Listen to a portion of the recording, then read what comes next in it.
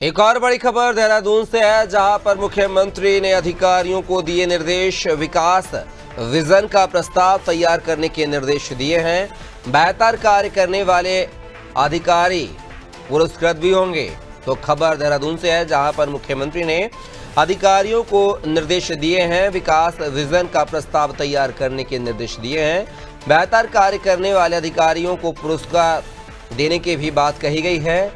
तो विकास कैसे किया जाए उसको लेकर जो है तैयारियां करने के निर्देश दिए गए हैं। और ज्यादा जानकारी के साथ उत्तराखंड के bureau head Sonu Singh phone line पर हमारे साथ बने हुए हैं। सोनू, बात की है, सीएम पुष्कर सिंह धामी ने अधिकारियों को निर्देश दिए हैं विकास विजन का प्रस्ताव तैयार करने के। जो प्रस्ताव अच्छा होगा उसको पुरस्कृत करने की बात भी कही गई है। इसको लेकर क्या कुछ मंथन किया जा रहा है? देखिए कपिल, समय समय पर मुख्यमंत्री पुष्कर सिंह धामी जब संबंधित विकास की योजनाओं की समीक्षा बैठक करते हैं और उसमें वर्चुअल रूप से जिलाधिकारी जुड़ते हैं, तो कहीं ना कहीं उस वक्त पहले मुख्यमंत्री अधिकारियों से मौजूदा जो विकास की योजनाओं का सूरत हाल है उसका अपडेट लेते हैं।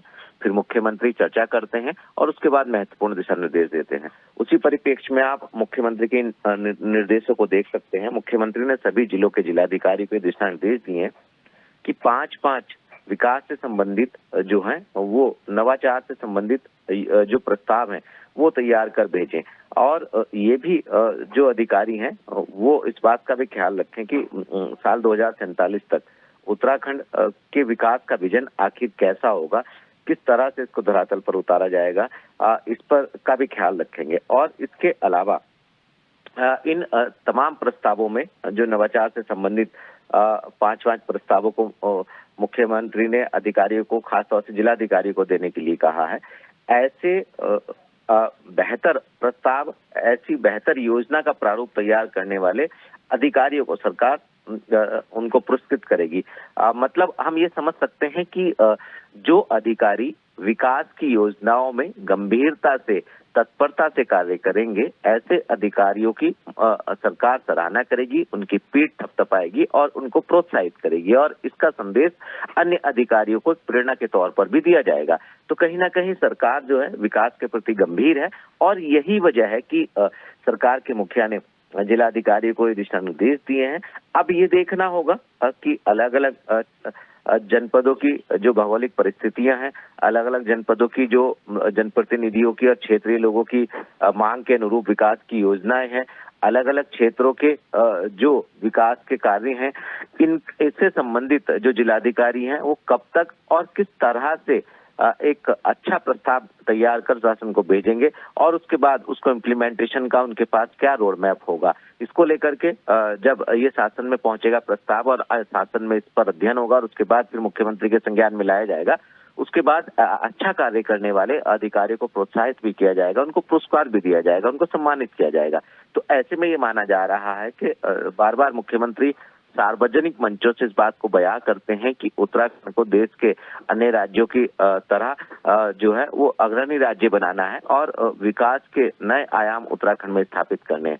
तो माना ही जा रहा है कि अन्य राज्यों की तुलना में उत्तराखंड को अग्रणी राज्य बनाने के लिए जो सरकारी तंत्र है, जो सरकारी अधिकारी हैं, मशीनरी है, उनको गंभीरता से कार्य करना होगा ताकि जो सरकार का उद्देश्य है वो पूरी तरह से साकार हो सके। उम्मीद यही की जा रही है कि जो मुख्यमंत्री ने दिशा निर्देश दिए हैं गंभीरता से इनका अनुपालन करते हुए अधिकारी जल्द ही प्रस्ताव भेजेंगे और इन प्रस्तावों का शासन स्तर पर फिर अध्ययन किया जाएगा। लेकिन बड़ा सवाल यह है सोनू कि क्या जो पुरस्कृत करने की बात सामने आई, अधिकारी कर्मचारियों को जो अच्छा विजन देंगे, तो क्या बिना पुरस्कृत किए अधिकारियों का ये नैतिक दायित्व नहीं है कि वो प्रदेश के विकास को लेकर जो है कुछ खाका तैयार करें, सुझाव दें? देखिए ये कपिल बहुत महत्वपूर्ण सवाल आपका है, इस लिहाज से कि जो प्रशासनिक अधिकारी पूरे मेहनत के साथ कंपटीशन फाइट करते हैं, उनका चयन होता है और उसके बाद फिर वो एक लोक सेवक के तौर पर जिम्मेदारी का निर्वहन करते हैं। ये बात बिल्कुल सही है कि जो अन्य जनता से सरोकार रखने वाली जन कल्याणकारी योजना है। दूरस्थ क्षेत्रों के जो ग्रामीण लोग हैं उनको सुविधाएं उपलब्ध कराने के लिहाज से, उनकी डिमांड की और जो मांग और जो वहाँ की जरूरत है उसके लिहाज से तमाम योजनाओं पर जिलों के जिलाधिकारी और खास तौर से सीमांत क्षेत्रों के विकास के लिए लगातार कार्य कर रहे हैं। लेकिन कुछ ऐसी योजनाएं होती है जिनमें केंद्र के साथ साथ राज्य सरकार का भी सहयोग होता है, राज्य के साथ साथ केंद्र सरकार का भी सहयोग होता है। तो ऐसी परिस्थितियों में अब चूंकि सरकार के मुखिया ने स्वयं दिशा निर्देश दिए हैं, तो ये माना जा रहा है कि जो क्षेत्र अनछुए थे, जिन क्षेत्रों में अभी विकास की दरकार है, ऐसे क्षेत्रों में भी अब अधिकारी गौर फरमाएंगे और इनका लाभ जो है न सिर्फ प्रदेश के जनमानस को बल्कि बाहरी क्षेत्रों से जो पर्यटकों के रूप में यहाँ पहुंचते हैं लोग, उनको भी मिल पाएगा। और यही वजह है कि सरकार बार बार केंद्र से अनुरोध भी कर रही है कि उत्तराखंड में तकरीबन कपिल, आप जानते हैं कि करीबन 8 करोड़ के लगभग फ्लोटिंग पॉपुलेशन का मूवमेंट होता है। इसमें अलग अलग धार्मिक आयोजन भी हैं, जैसे कांवड़ यात्रा है, इसके अलावा अर्ध कुंभ या कुंभ जैसे आयोजन है और इसके साथ साथ चार धाम यात्रा है और तमाम जो यहाँ की खूबसूरत वादियों को निहारने के लिए पर्यटक के रूप में लोग पहुंचते हैं।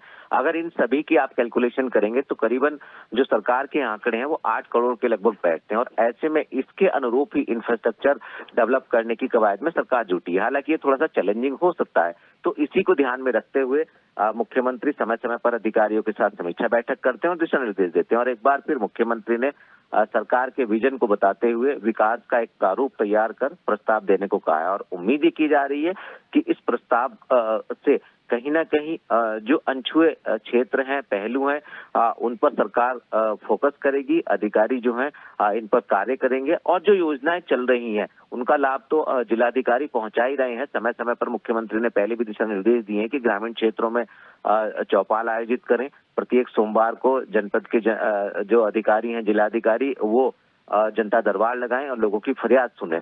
ऐसा नहीं है कि काम नहीं हो रहा है, कुछ काम पहले भी किए जा रहे हैं, लेकिन अब उनको और कैसे उनके दायरे को बढ़ाया जा सकता है, सरकार ने इस पर फोकस करना शुरू कर दिया है। चलिए सोनू, आप हमारे साथ बन रहेगा, आगे आपसे और भी जानकारी लेंगे।